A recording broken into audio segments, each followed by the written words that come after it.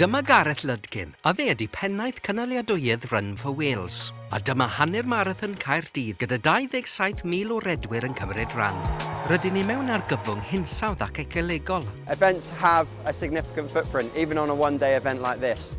Mae 97% o'r bobl sy'n rhan o Run4Wales yn dweud bod yr amgylchedd yn bwysig iddyn nhw. Gall Run4Wales weithio gyda nhw i newid eu harferion teithio i'r digwyddiad a'r cynnyrch maen nhw'n ei ddefnyddio.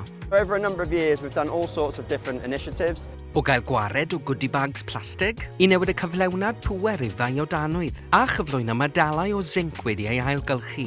We've also donated to Hinsawdd Wales, who plant trees. Hefyd, mae llwyth o ddillad yn cael ei gadael ar ôl yr hanner marathon. Felly mae mudiad Play It Again Sport yn cymryd y dillad hyn a'i gwerthu nhw o'r newydd, gan wedyn ailfuddsoddi'r arian mewn chwaraeon ar lawr glad.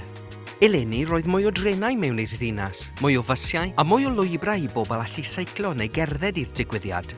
Mae phob crys tŷ yn cynhyrchu 4.5 kg o carbon dioxid a gallwch ddychmygu faint o grasau tŷ sydd gyda nhw.